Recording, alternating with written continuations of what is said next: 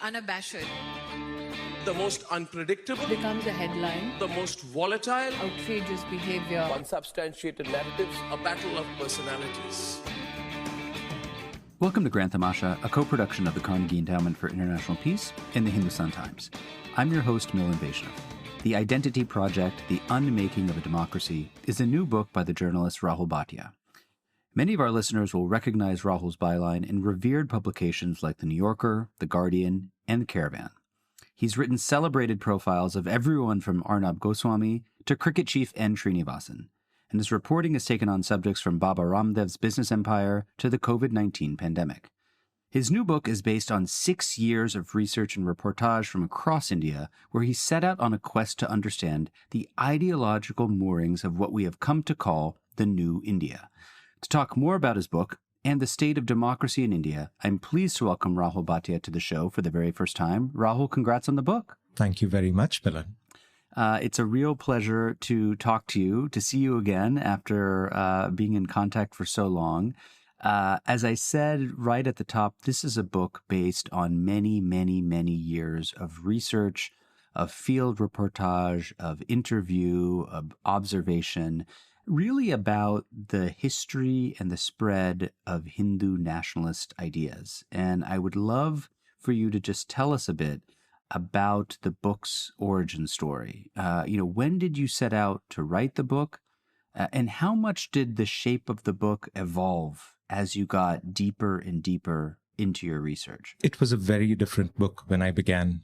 I wasn't thinking about Hindu nationalism at all when I began thinking about it back in the year 2016. I was a reporter at Reuters then. I was part of the investigative team that they have. It's called Reuters Investigates. And along the way, I had friends who would tell me about this identification project called Aadhaar. They said, you've got to look at the story, because they knew that I worked on long-form stories. And they said, you've got to look at it. There's something really interesting going on, and it's mystifying. And these were just, keywords that they knew would get me interested in a story. And so I started looking at it. I didn't quite understand it.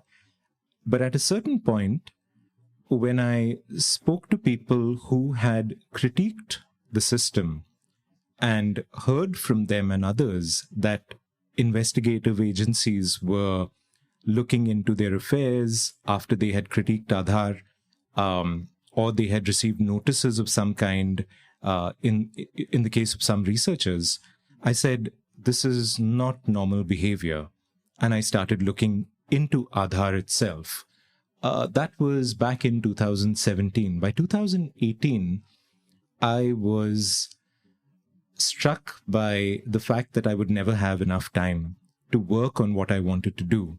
And so I left Reuters at the end of 2017 and began working on this book.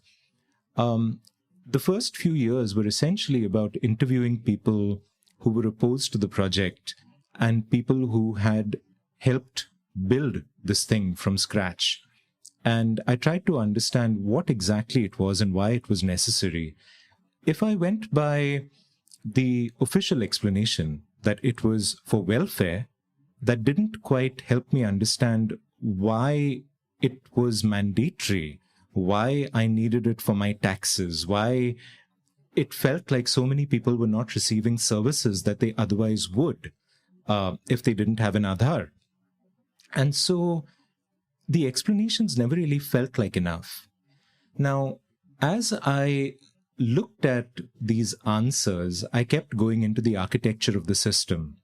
But at some level, I just found it all really boring. I said, how much can you explain the technical stuff in a system without falling asleep? And that's actually what happened. As I was looking at the technical stuff, I would frequently fall asleep at my desk, be filled with this crazy despair that, oh my God, this is not going anywhere. Nobody's going to like this. What do I do with it? But I just kept going. I think for about 3 years, I kept going. I would attend the court hearings in the Supreme Court.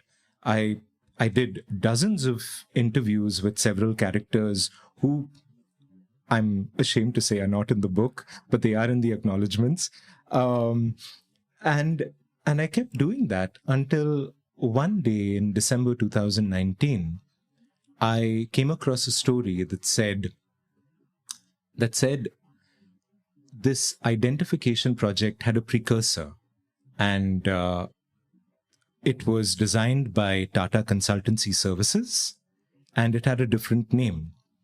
So I reached out, I Googled the person whose name was attached to that story back in 2000 or 2001, and I found him somewhere in Delhi selling fire stoves. And I called him up and said, I want to know more about this. And when I bought a ticket to meet him literally the next day, we got talking, and he explained to me that it was a project at the behest of L.K. Advani, who was, a hardliner, and he was one of the key figures in the Ayodhya movement that ended up with the demolition of the Babri Mosque, which was, I think, 350 years old at that point. And I was intrigued by that. I said, why L.K. Advani, as we were talking? And he said, well, he was affected by foreigners. He wanted to identify foreigners. And when he said that, we both kind of smiled at each other. We knew exactly what that meant. By foreigners, he meant Muslims in particular. And so that set me thinking, well, if I need to study technology, I need to understand the rationale behind these decisions. And so I just kept pulling that L.K. Advani thread. And I said, the big thing in L.K. Advani's life was that he was a member of the Rashtriya Swayam Sevak Sangh, commonly known as the RSS, a group that has given rise to several leaders such as Narendra Modi. And I wanted to understand the RSS. And as I looked at the RSS, I reached back in time. I found myself reaching back in time to another organization called the Arya Samaj. And I would have gone back even further, but I met a historian who said, please don't do that. You will go crazy. So let me, this is why, the book is so aptly titled, right? The Identity Project, because of course it has this kind of double entendre of the Aadhaar unique biometric identification program. But of course, it could also be referring to the search for Hindu identity, identity for India, and so on and so forth. I want to get into many aspects of what you just talked about.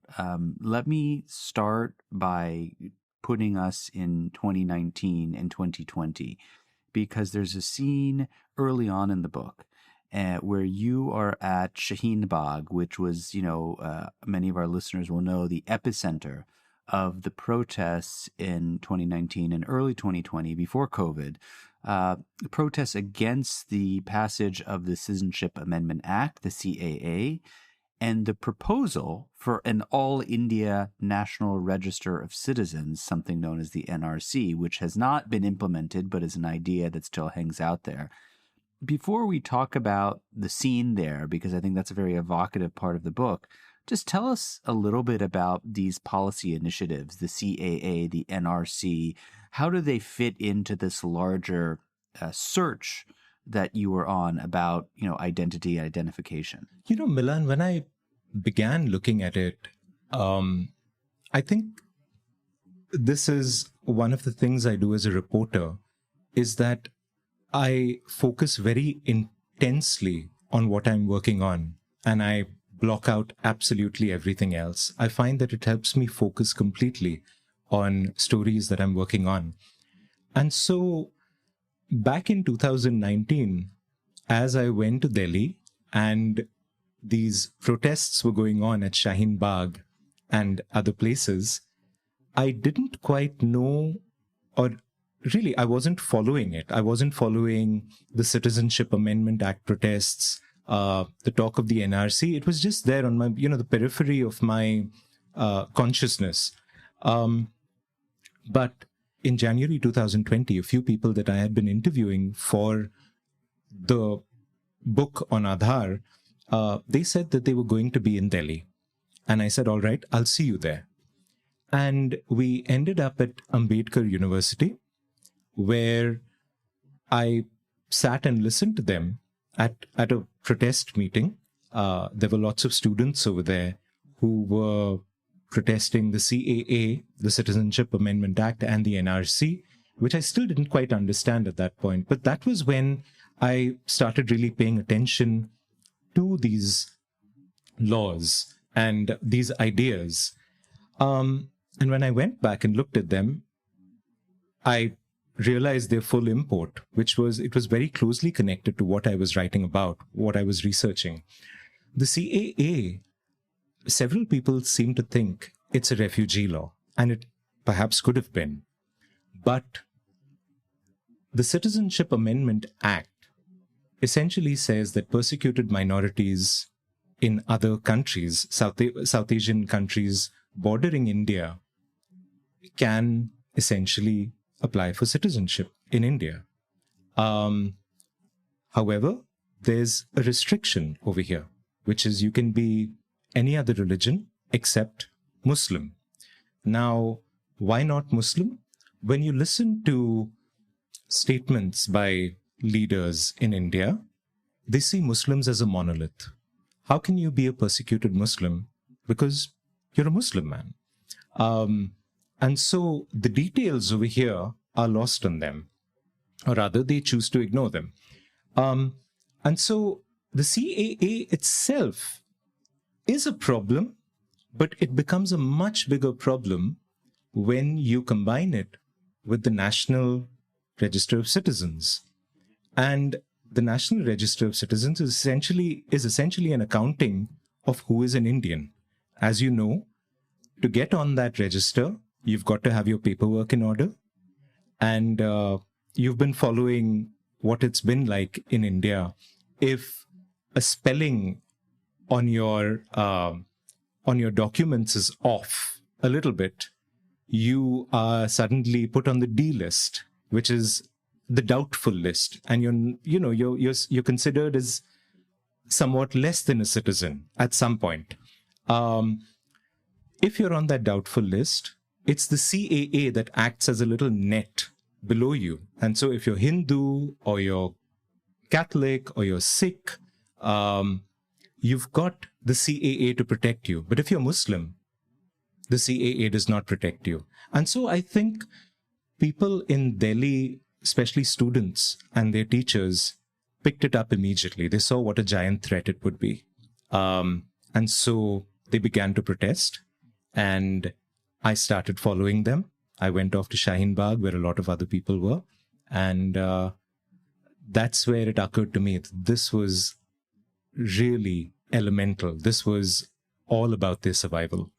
So when you say that you showed up not knowing much about either the CAA or NRC and were kind of struggling at first to understand what the import was, and then it hit you that in fact these twin initiatives were closely connected to your underlying research interest, which was about identification, about Aadhaar, about documentation, just help us draw the link more tightly between what you saw as the import of those legislations or one legislation, one proposal, and your interest in identification, right? What was the light bulb moment? The light bulb moment wasn't about how these things were linked to Aadhaar. It was about coercion. It was about who gets included in a list and who is excluded. These were things that I had seen with Aadhaar. Aadhaar, when you look at Aadhaar, or rather when you look at the opposition to Aadhaar, one of the arguments that is made against it is that this is a tool of exclusion. Essentially, when you put your thumb down on a scanner, it says you are who you claim to be, or it just rejects you. And I had been to places where people's thumbprints had been rejected. They did not get their rations, and they died, simply. They starved and they died. And so when I looked at CAA NRC, I didn't have a clear idea of how these things were related to each other. But there's just this instinct that I was working on, that this is a database and this is a possible database, and there's something going on over here, and I just need to be present. I think when I turned up at Shaheen Bagh, I was merely responding to this instinct that this is an important moment. I need to be over here. I wasn't thinking about how these things are connected over here. That, in fact, I left for much, much later. So, I want to go back to something you said earlier, Rahul, which was about the role of L.K. Advani, and perhaps the surprising role of L.K. Advani in this whole story, right? We know this program today as Aadhaar, right? Again, this unique biometric identification scheme, which, at last count, I think more than 1.3 billion Indians are signed up to. But I had never heard of the link between this program and L.K. Advani, who, of course, as you say, was the stalwart BJP leader, was known as former Prime Minister Atal Bihari Vajpayee's number 2, was long the standard bearer of the party, in fact, until Narendra Modi came around in 2014. And you recount this anecdote in the book where he saw a U.S. Social Security card in this number, right? And got very energized and felt that every Indian citizen needed to have something like that. They needed to have some kind of unique form of identification. Take us back a little bit to the Advani era and tell us a bit more about why he was so captivated, why he was so mesmerized by this concept. I think L.K. Advani had a technocratic side to him. Back shortly after liberalization, I was told that when a certain kind of computerization started happening in Parliament, he was one of 2 people who would turn up for these training lessons that would be held after every day. The other person to be there was Narasimha Rao. Interesting. The Prime Minister. And I thought that was really interesting. So it was clear to people around him. And, when I asked them these questions, their eyes would light up when they would describe his love for technology. What did that love for technology look like? Well, he saw a Palm Pilot one day and he wanted one. And so he asked somebody to send it to him from Hong Kong. And he insisted on sitting down with the manual, reading it, and then entering all his contacts and his appointments into it by himself. He insisted that he do it by himself. At the same time, there were several other things happening which were not related to Advani, which was one, you had the idea, and this is a bit of a sort of a bit of a diversion, but I think it's important because if you look at the world around you at that point, the idea of smart cards with chips on them was doing the rounds. Right. I think you had this implementation somewhere in Eastern Europe. I found an ad by this organization called C. in India from way back in 1992, where they were talking about one day having a card with all your details on it. And when I looked at that back in, the year 2022, 30 years on, I was like, wow, this goes back a long way, this idea. I was quite struck by that. So these ideas were out there in the ether that your identification was going to be on a card and it would serve as all these other things. So it wasn't like Advani was a visionary who imagined this whole thing, but he was certainly aware, and his interests had sort of led him to see these inventions as, potentially useful.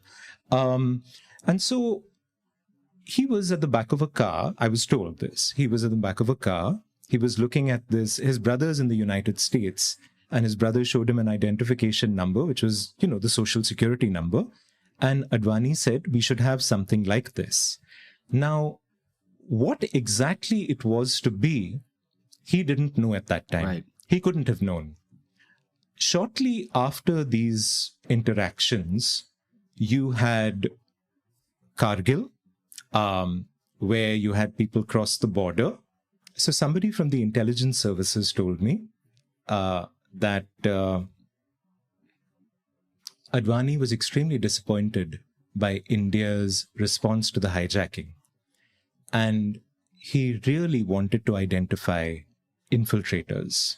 Now, at the same time, there was also this animosity or stated animosity towards people who were coming in from across the borders. It's been, one of the hallmarks of the Hindu right to talk about Bangladeshis, and I say this using air quotes, coming across the border and filling India with, millions upon millions of them.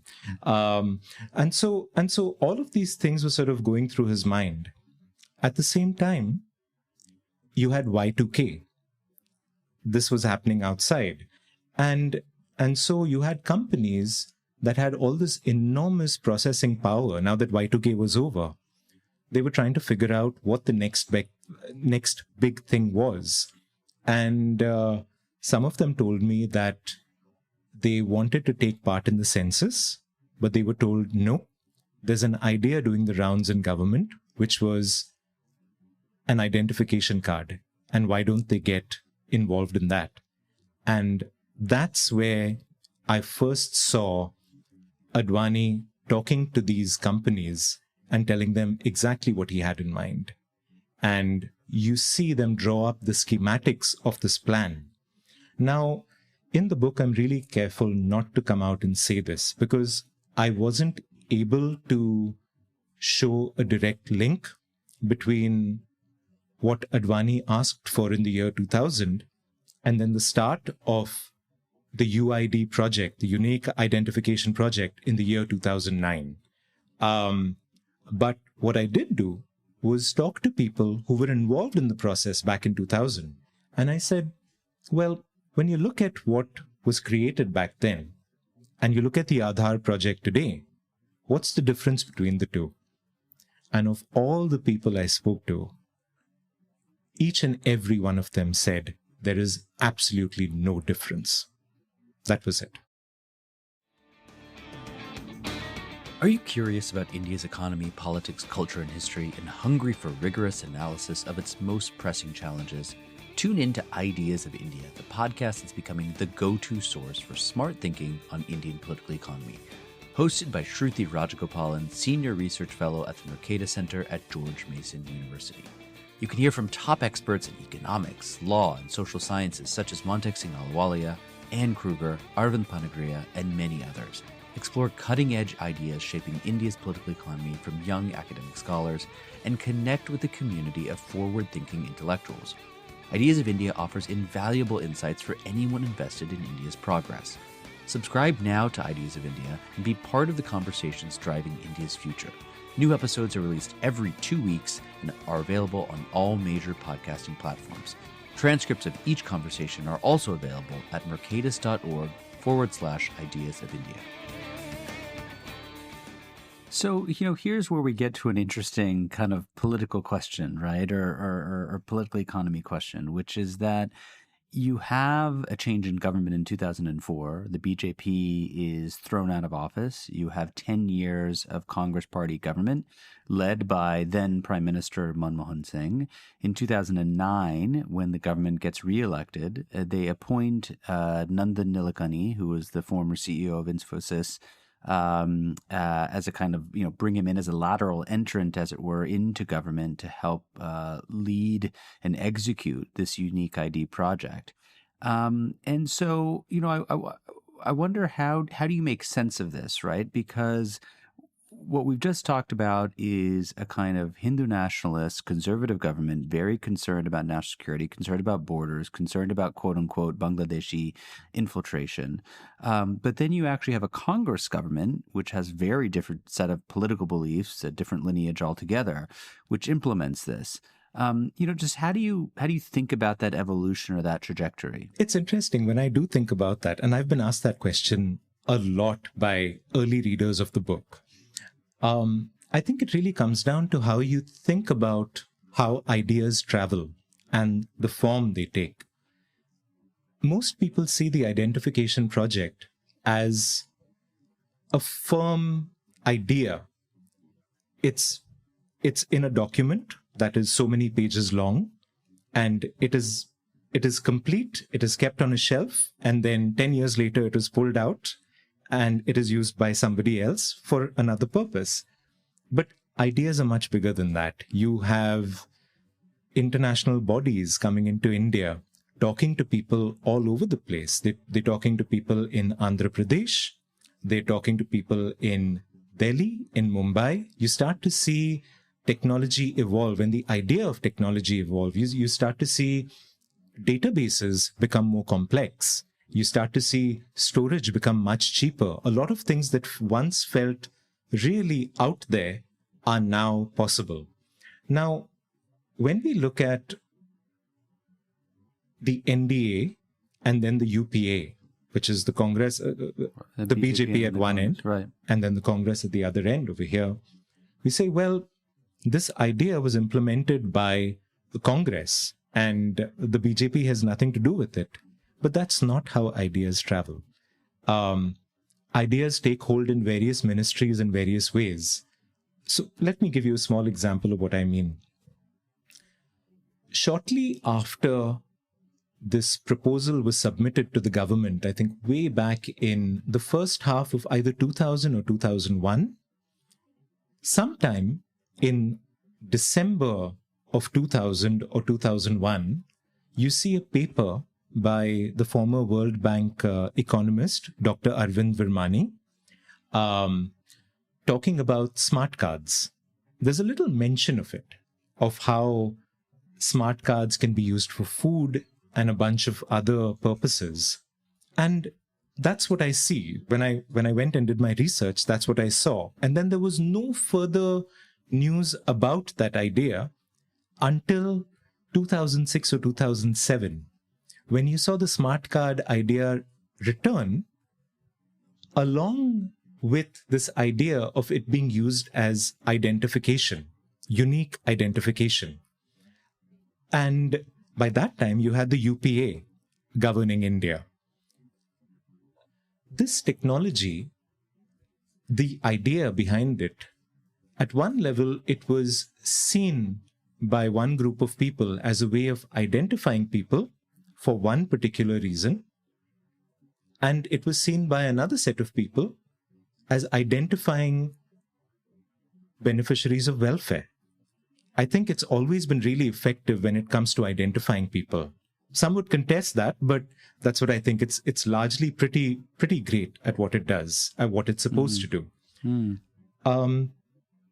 I think for me, when I look at this, I'm struck not by the BJP or Congress aspect of it, but I'm intrigued by how ideas travel and the life that they take on well after they have disappeared from the public eye. Because somewhere in some bureaucracy, in some government department, the idea is churning inside files and it lives on among people. And then it just appears one day in some other form. You don't recognize it. Yeah. So let me just carry this thread a little bit further into time, right? Because there were real questions in 2014 when Narendra Modi becomes prime minister for the first time about the future of this Aadhaar project, which at this point is up and running. People are being enrolled. It's a living, breathing thing, right? We're all reading stories about it, so on and so forth.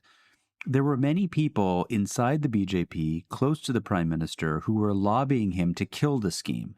Kill it because it was seen as a Congress project. And any time there's a new government that comes to power, they want to kind of do away with the old and bring in something new. At this point in time, Nandan Nilekani, who again had implemented this under UPA, went to meet the prime minister at this juncture. Tell us a little bit about what we know about this conversation, and why was it that Modi ultimately was persuaded to not just not do away with it, but actually to double down on it? As they say, it's an interesting question. Not much is known about this meeting. I have relied on some news reports, but also on reporters' notes for this. There were reporters who spoke with some of the people involved in that meeting. And what I can say, going by these notes, you can see I'm heavily, qualifying this part of the conversation, was that in this meeting, which I think lasted about between half an hour and an hour, Mr. Nilekani spoke with Mr. Modi and allegedly said that it would save, if I'm not mistaken, a rather large sum. If I remember correctly, it's about 50,000 crores, something like that.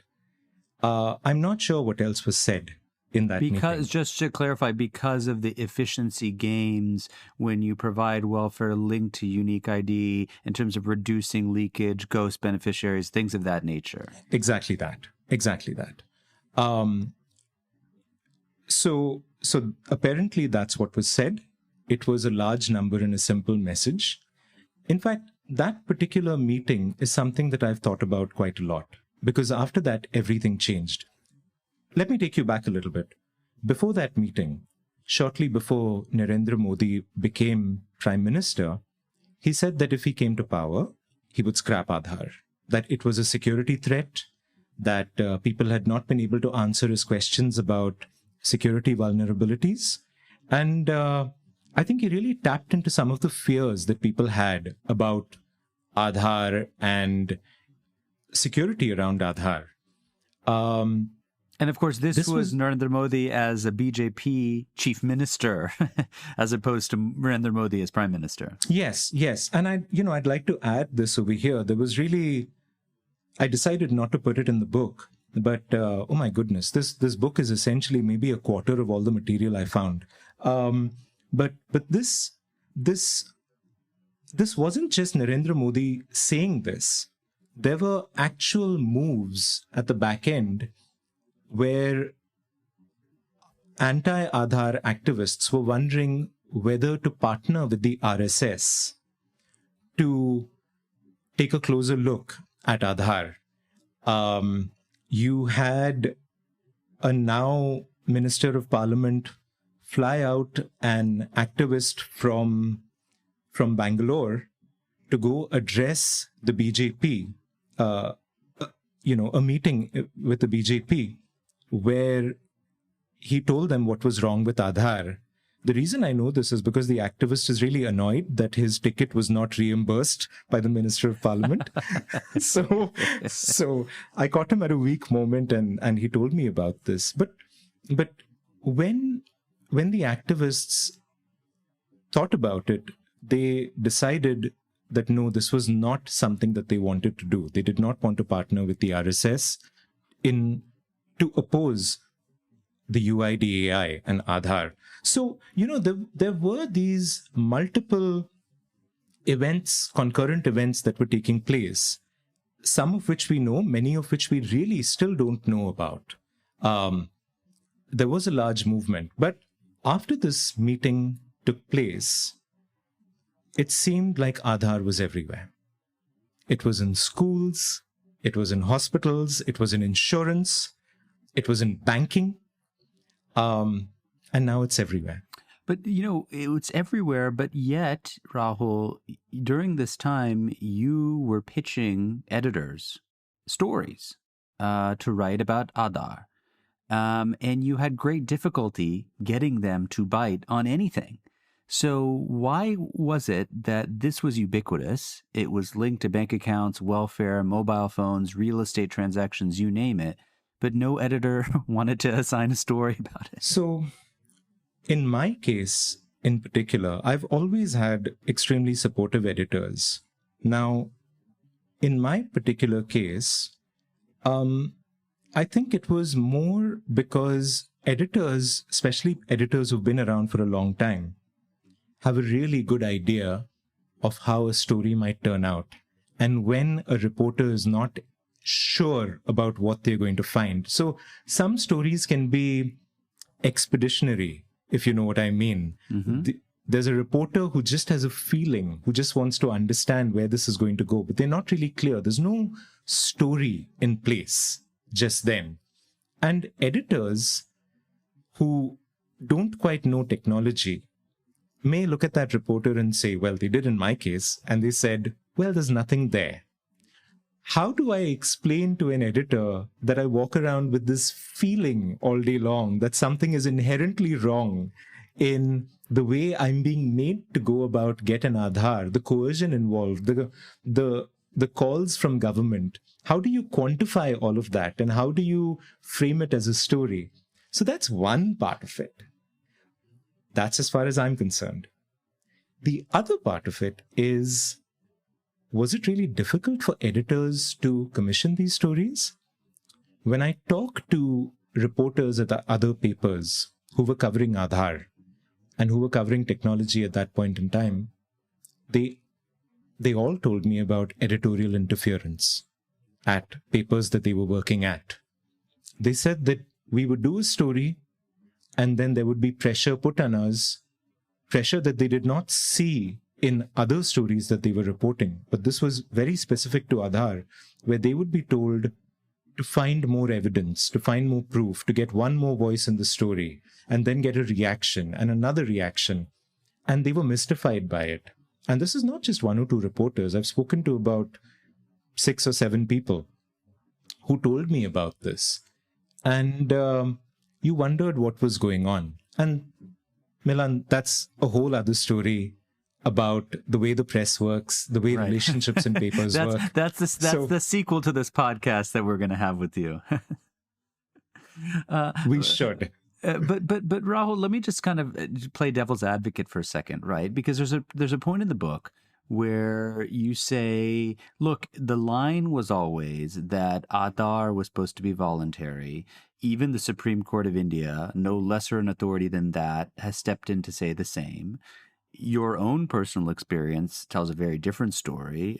In the book, you recount how you had been a kind of Aadhaar holdout. But then I think around 2017, 2018, you finally gave in just because the cost of doing business without it became untenable. I think somebody who's kind of lands from outside, who says, look, this looks like a great thing. Everybody should have a unique ID. It's efficient. It can save money. It is useful and empowers the consumer in so many different ways. Tell us a little bit about your own personal reluctance to sort of, take the plunge. And what do you think those people who are looking at it from outside, what do you think they're missing? I think people from outside India who look at technology in isolation, which is something that's been happening for a long time,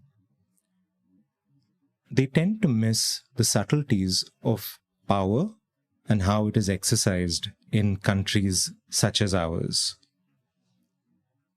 They don't realize that on a daily basis, you're dealing with a bureaucracy that is unthinking, that you experience force at the hand of a bureaucrat. And by that, I don't mean a government bureaucrat. I mean by people who work in banks, clerks, people who work in schools, people who work in hospitals, people who are told what to do, and then without asking a question, they go out and do it. And so when you come in from outside, you don't realize that there is a coercive aspect to all of this. And it is that coercive aspect that I've always rebelled against.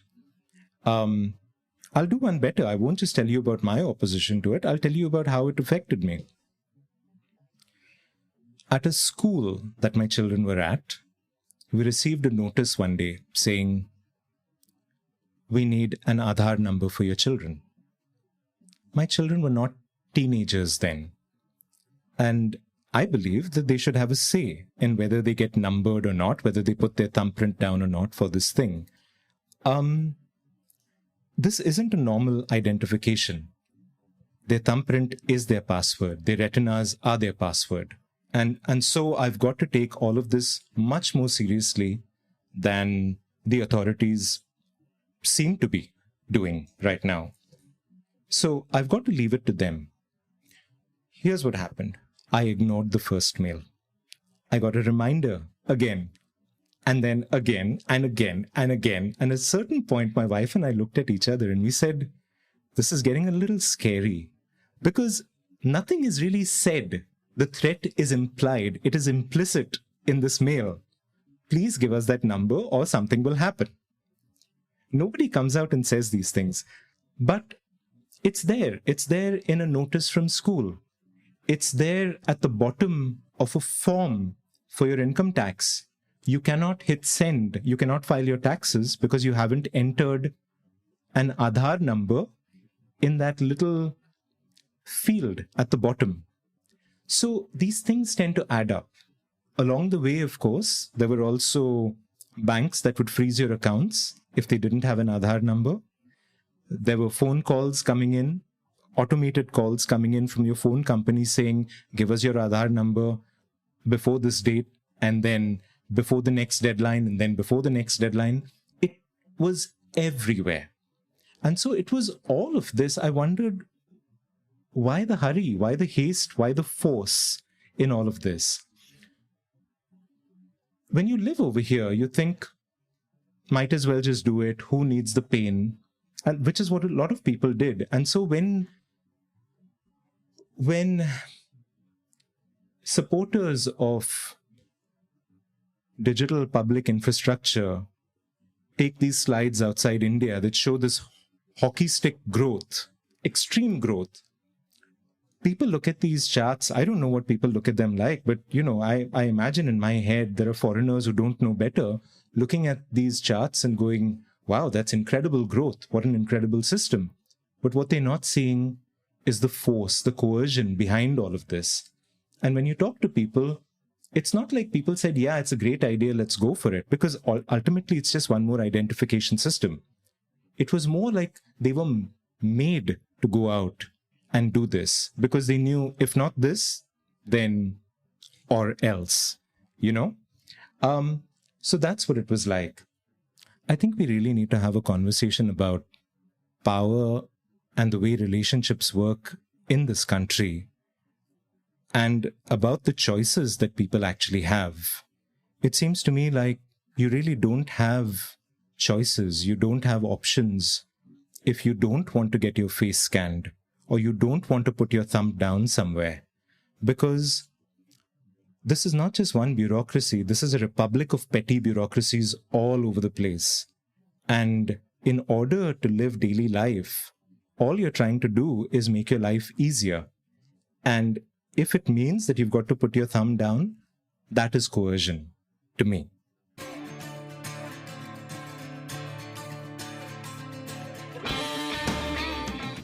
Hey, Grand Tamasha listeners. Thanks for listening to the podcast. Putting this show together each week is a labor of love, but it takes a lot of work to put out a great show every week.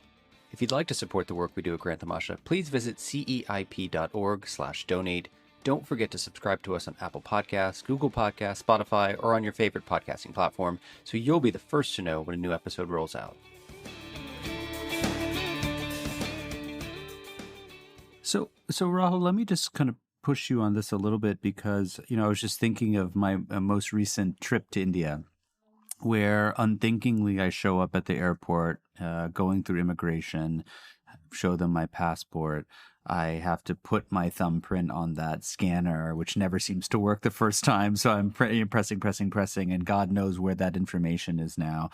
And, I do it, and I feel, well, it's the cost of entry. And, these things we're so immune to these things now because they're ubiquitous, right? I mean, in almost every country in the world. So let's just assume for a second, for better or for worse, we're, coerced into doing these things. What are to you, as a citizen of India, all right, as a journalist, as a human being, as a person, what are the downside risks, right? So you've given this information. What is it that worries you? What is it that keeps you awake at night about what might happen now that you have forked over this information? When you talk about Aadhaar and you talk about a reluctance to give your information over to the government, people often tell you, so what? Doesn't Google have all your information? Or when you go to America, don't you give them your biometrics? Right. Which is true. Google does have all your information, and you do give away all, your biometrics to the United States when you travel there. But again, I think, Milan, it comes down to power and protection. If Google misuses my data, I go to my government or I go to a court of law and I ask them to do something for me. In India, if the government does something with that data, who am I going to go to? It is about protection. It is about the way data is used and is freely available in this country. It goes beyond theory, and I'll tell you why. This book, as I was working on it, I realized that back in 2016-18, when the opposition to Aadhaar was really coming together and they were in court making their arguments about how data could be misused, how it could be used for surveillance, and how there would be terrible outcomes. And there were, of course, comparisons to Nazi Germany and other places where databases had been used for awful things. There was this underlying feeling that you sensed among people, and I think a few people may have said this, was that all of this is really theoretical. Where has this actually happened in India? I started looking at partition records at that point as I was exploring the RSS. And when I looked at partition records, I looked at police records. I didn't just look at police records in India. I looked at police records in the newly formed country of Pakistan. I didn't go there. I got my hands on some documents. And in these documents that detailed how riots unfolded across Delhi and across parts of Pakistan in major cities, there were mentions of raids in various offices of, say, the RSS, for example, where they found detailed maps of localities which showed, in this house, the tenant is a Muslim, but the owner is a Hindu. This house is owned by a Muslim. And when you look at this, and you look at it repeating over the years, as recently as 2020, during the violence in Delhi, where neighbors actually pointed out houses where Muslims lived, you realized that this kind of data in the wrong hands, and it is very likely that this kind of data can fall in the wrong hands. We still don't know who has access to this data, what form it takes in India right now. These things can actually be used in a way that threatens people's lives and their livelihoods in India. This is a real thing. People in Delhi in 1984 will tell you about the voter rolls that were used. Aadhaar is tremendously powerful. That one number that identifies who you are is a very, very powerful tool when it is attached to other data, to other databases. It really does reveal a lot about you. And given the fungible nature of data, this is the sort of stuff that we all should be stopping and looking at and thinking, wait, where does this go?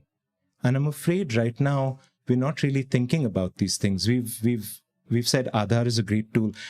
Don't get me wrong. I'm actually, when I think about Aadhaar as a tool for convenience, it's fantastic. I like it now. But the idea of it disturbs me. And the idea of it disturbs me primarily because of the country we live in. Because data, its protection, is not taken seriously enough. We don't. It's also about who is held responsible. It is about the way the judiciary works, the way law enforcement works in this country. And so when you take all these things into account, you say, here's a number that can identify me, identify my bank accounts, identify my tax number, is a de facto tax number as well. A lot can be found out about me. And when you involve the coercive powers of the state, it's unsettling. So let me kind of bring this conversation to a close, Rahul, by kind of tying things together and bringing us to the present moment. We had an election in India several months ago in which a surprise result emerged, which is the seemingly all-powerful Narendra Modi-led BJP was somewhat humbled in India's general elections. They still, of course, form the government, but do so only with the help and support of coalition partners and friends. In your opinion, as you take stock of where we are today, September 2024, does this election setback mark a critical setback against the kinds of nationalisms, coercive powers, abuse of authority that your book talks about? How do you assess this juncture we're in? No, it doesn't. It doesn't. It's a setback to the political part of this enterprise, but it's not a setback to the overall enterprise. The overall enterprise will continue working the way it has for over 100 years, which is its members enter various aspects of the bureaucracy, of the police force, and they work in ways that you would think as somewhat strange and not in keeping with a democratic country where the rule of law stands above everything else. I'll tell you why I'm saying this. Back in 2022-23, I visited a shakha, which is, a shakha is essentially where the RSS holds its morning exercises and then people gather there in the evening. And when I was over there, a few things occurred to me. One was that this is extremely harmless, what I'm seeing over here. At some level, it's filling children with a certain idea of nationhood, of religion, of discipline, and all of those things. But it's also pretty harmless. And then when I placed it against what I knew about this organization, looking at partition records and looking at other riot reports across time and everything that I'd read, I realized that what I was looking at, the Shakha, is essentially the front office of an extremely large and complex organization. People who've looked at the RSS and other bodies over time have said that it's a Hydra-headed thing. And I can see why they say that. There are just so many parts to it, you don't really know where to look. They're always doing something or the other. There is the harmless part of it, which is the Shakha, where they meet up in the mornings, they do their exercises and whatnot. And then there are other parts which are having meetings with judges, as we now know.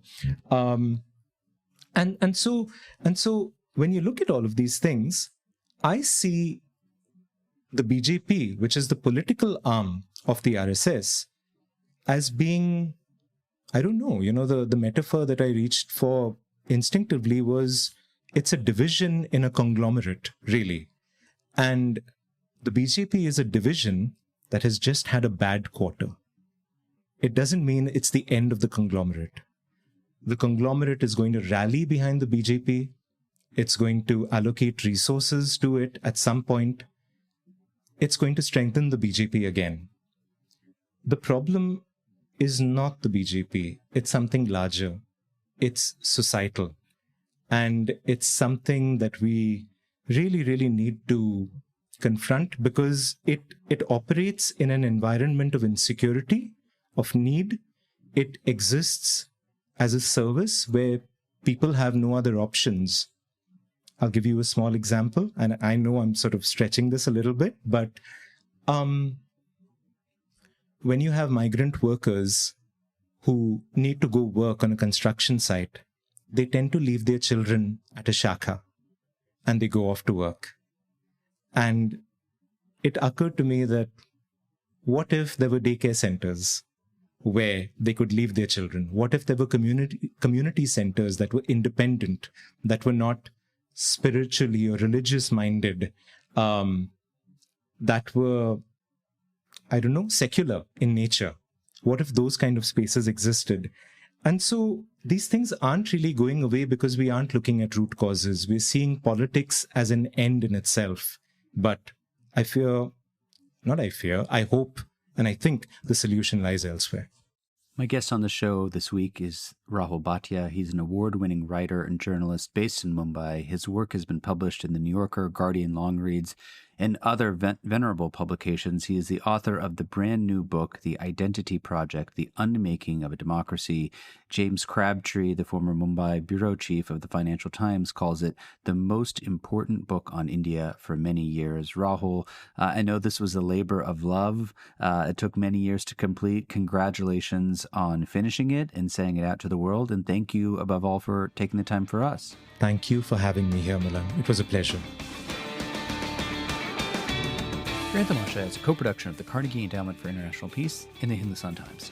This podcast is an HT Smartcast original and is available on htsmartcast.com. You can also find us on Apple Podcasts, Spotify, or wherever you get your podcasts. Don't forget to rate and review. It helps others find the show more easily.